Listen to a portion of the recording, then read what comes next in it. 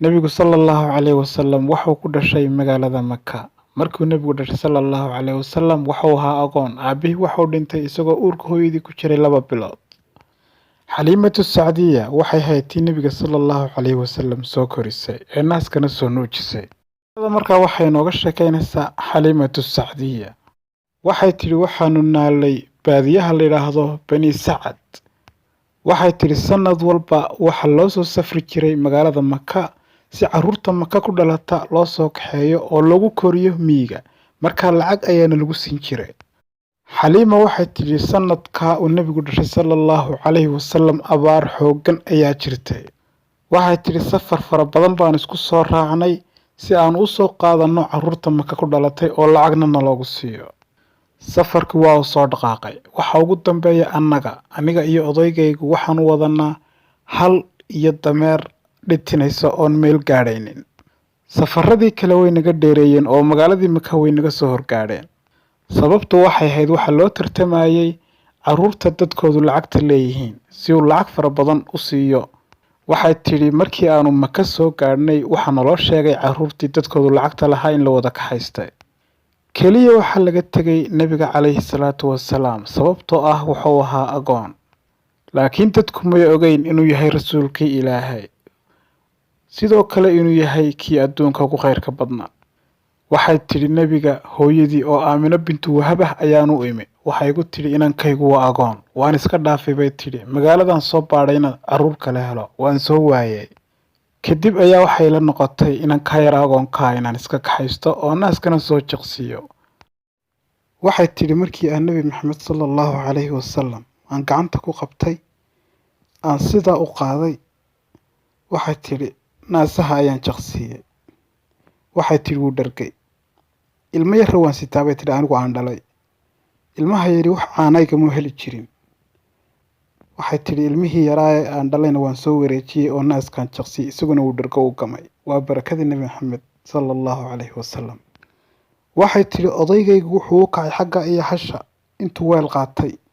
Hashaydu waxay tiri caana may lahayn. Shaahi noo cadeyn jirtay. Waxay tiri weel weyn ayuu qaaday. Way buuxisay bay tiri. Waxay tiri dhammaantay waanu wada cabnay. Waanu ka dharagnay. Bitna khayr layla.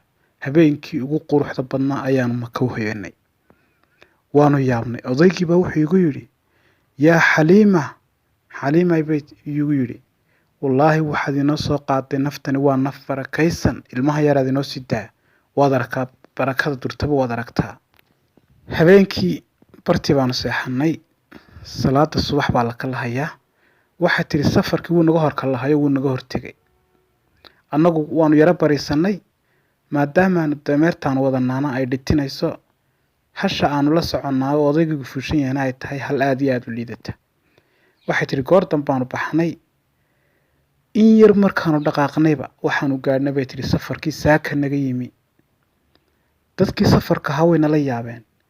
Waxay nagu dhahay yaa Xaliima. Way xaki bay yiraahdeen Xaliimay. Hoogaaga waa maxay dameertan aad fuushantay miyaan ahayn dameertii aad ka u liidatay dameerta saan soconaysa. Dameerta waxaad moodaa bay tiri diyaarad. Saan ku yidhi bay tiri haa wallaahi waa iyadii. Markaasay yiraahdeen wallaahi inna laha sha'na. Wallaahi arrin ayaa jira. Intaan wada hadlaynayba waanu dhaafnay bay tiri. Maxamed baanu sidnaa sallallahu calayhi wasallam. Waxay tiri waxaanu soo gaadhnay deegaankayagii reer Bani Sacad ayaanu soo gaadhnay. Wallaahi waxay tiri wax ka abaaraysan inaanu jirin. Indhaha ma siin kartid abaarta dhulka ka jirta. Waxay tiri bartii baanu nimi. Habeenkii waxay tiri arigayagii baa soo hoyday. Arigii oo gabigiisuba caano ka daayaan.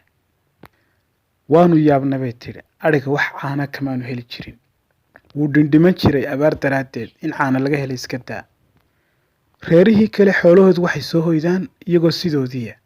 Annagana xoolaha iyagu waxay soo hoyanayeen iyagoo caana qarqarxaya. Waxay tiri khayr fara badan ayaanu helay. Ilaahay wuu noo nimceeyay. Meel kasta caanaan ku shubannay. Reeri way yaabeen. Waxay yiraahdeen war bal xoolaha halkay u sii daysa Xaliima xoolaheeda halka ku ilaaliso. Bal inaguna xoolaheena inuu sii dayno. Xoolaha waa la israaciyaa habeenkii bay soo hoydaan. Xooluhu xoolahoodu waa sidoodii, kuwa iyaguna caana ka daaya. waa barakada nebi maxamed sala allahu calayhi wasalam. waxay tidhi 2 sano ayaana loogu talagalay inaanu soo hayno, oo carruurta 2 sanaa lasoo korin jiro, naaska lasoo siin jiro, caanaha lasoo siin jirayo, 2 sanaa lahayn jiray. 2dii sano markay noo dhammaadeen aad iyo aad baan u werweray. waxay tidhi ma ilmaha yaree barakaysan ayaad iska celisaa. magaaladii maka ayaan kusoo noqday anigoo keligaya. aamina bintu wahab, nebiga hooyadii baaniba waxaan ku idhi inanku 2 sano kale hanala joogo, magaaladu way iska dhibaato badan tahay, ilmuhu xaggaasaa u fiican, hawada saafiga ah iska soo qaato. akhiiran waan ku qanciyey bay tidhi. waxay tidhi waayaha 2 sano oo dambe ayaan ku daayay. aad iyo aad baan u farxay bay tidhi. waan soo noqday. nebi maxamed sala allahu calayhi wasalam 4 sano ayuu la joogaa.